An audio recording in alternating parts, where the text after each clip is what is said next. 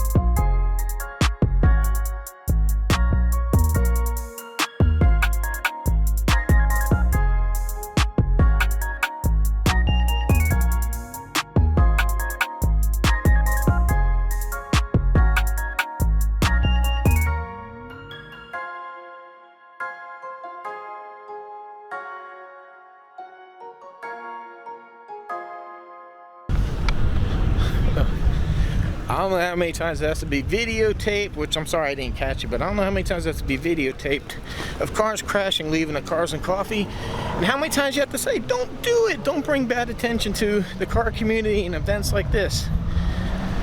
And who wrecks? Somebody with some stock slow car. Check out the damage to the light pole too.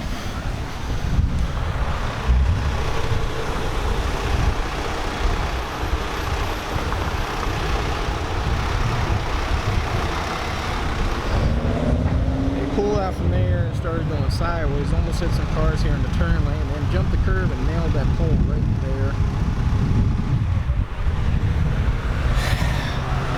Stupidity. We got like Dodge Demons and Lamborghinis here, and you show off, and I don't even know what that is, a Mazda?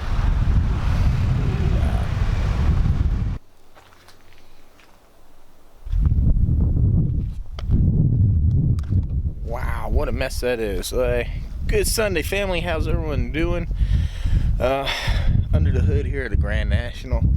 I forgot the last time I drove it was to Atlanta to the Cars and Coffee, and I had a problem. The whole AC system kept freezing up. I had to keep turning the AC on and off. The compressor would not cycle. Now normally that's kind of a sign of low Freon refrigerant. So I stopped at a Walmart, got a can, put it on there, and the pressure read good. So I didn't add anything. I got it home, looked at the gauges, and everything seemed fine. So I figured it was one of the three switches maybe.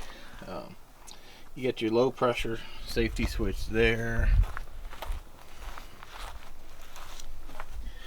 You have a high pressure switch here on the high pressure line, and then right here on the compressor, which I know is going to be hard to see,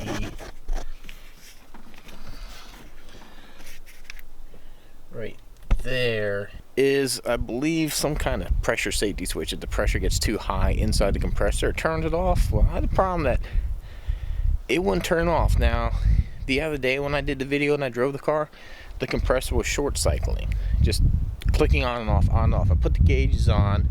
My low pressure side was sky high. It was way up at around like 80 pounds or so, 70 pounds of pressure. And my high pressure side was extremely low at like maybe 50 pounds. That almost seems like, you know, it's contributing to like a bad compressor at that point. So right now I'm at a loss to really what's going on with the whole system. Man, it never ends. So I think what I'm going to do for now is just order the 3 switches. It's the cheapest, easiest route. I'm going to go ahead and replace them. I'm gonna drain all the refrigerant and start back over because I've added some. I also took a lot out because the pressure was reading so high. I let a lot of Freon out, and now I'm not getting any reading on Freon. So something's going on with this whole system. So yeah, stay tuned. We're gonna have to redo the compressor net on this car. It's gonna freaking suck. Drum roll, please. Here is the opening of the Kinder Egg, the once illegal toy. Wow. Okay, well, it's got some kind of spoon here. Unless that's the toy. I doubt it.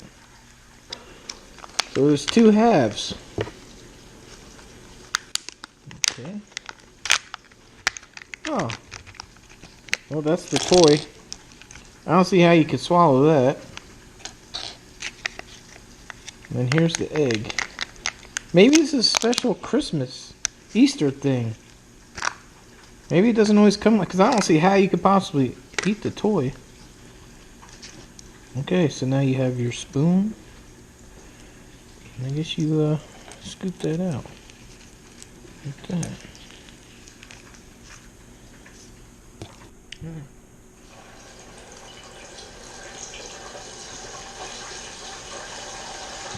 Little crunchy ball. Good though. Like cocoa flavored. Sorry, she's cooking over there. Looks like a vanilla chocolate kind of.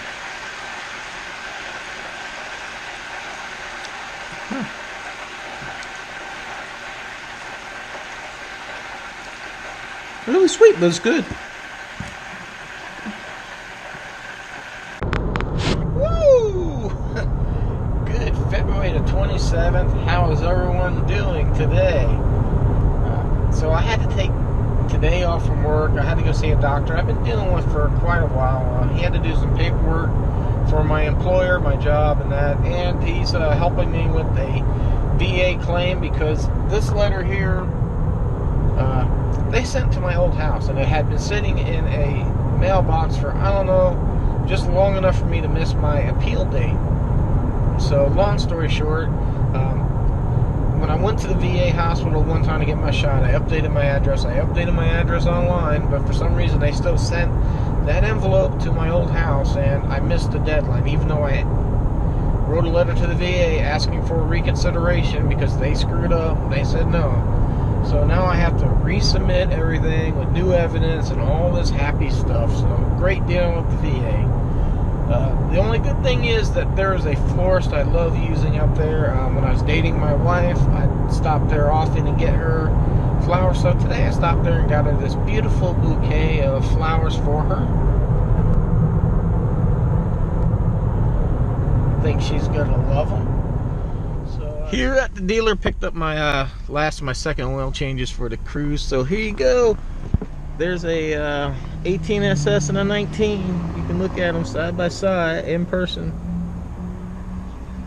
Even in black, everything's blacked out. I guess it's not as bad in black, but I don't like it, man. I just don't like it. Maybe in black it's not, because it all blends in, so those little flaps don't stick out as much. But Chevy, what did you do? All right, guys, I gotta get home. Woo! How's everyone doing? It is Friday, and you know what that means? It means it's time to wrap up the vlog. So, unfortunately, yeah, I don't have any good news for the Camaro as of yet. I've not heard from the body shop. Now, please understand that a lot of body shops don't want to do any kind of panel painting.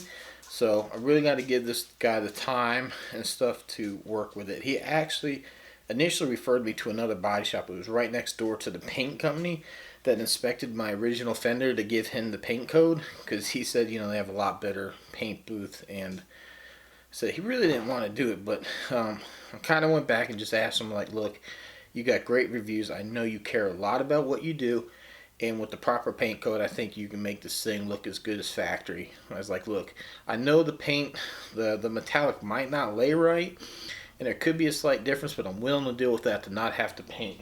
half of this beautiful car. So that's where I'm at with that. So a lot of you came here from It's Just the Sixes channel, and a lot of people have asked if we had any intentions on meeting and all that stuff, and I would love to. I'd love to meet the guy and see his car in person, but I don't think I had to pull myself. I'm still grateful to him for the shout out, but if you guys would like to see us meet, go ahead over to his channel or Instagram and say, hey, that guy L to the W that you recommended, we'd like to see you guys do something. I'm not that far from him. I'm only in Florida.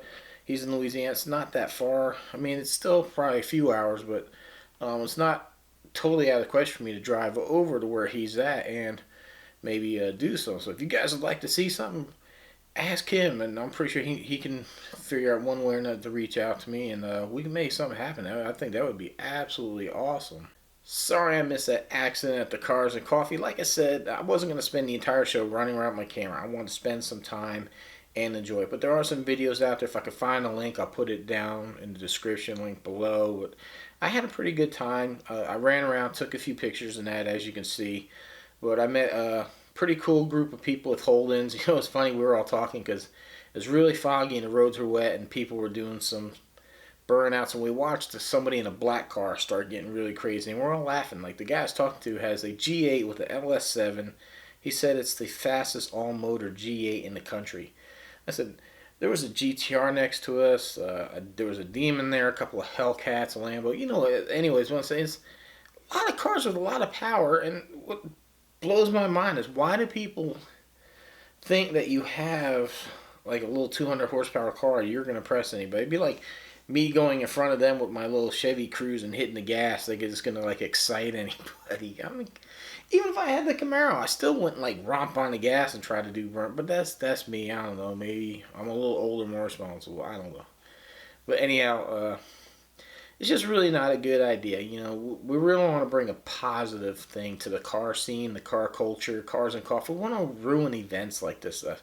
It's a really great, unique thing, and I recommend, if you've never been to one, get on Facebook, do some searches for Cars and Coffee groups in your page. I mean, it's like all different incomes, races, whatever. It's just welcome. It's a good time.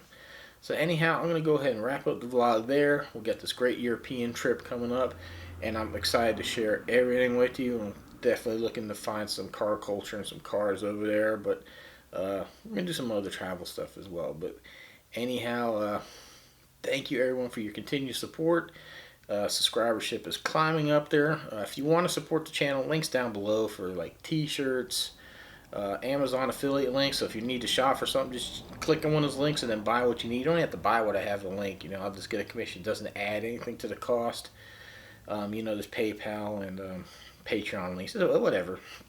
But you know, subscribe, like, shares, comments really do help me grow the channel. The more we grow the channel, the more money I have to put in the cars and do things. So even that simple things that cost absolutely nothing are a tremendous help. So again, thank you everyone for helping me grow this channel and share my passion and love of automobiles. So hopefully we will see you next week for the next vlog. Until then, take care, drive safe, and keep the shiny side up. We'll see you next week.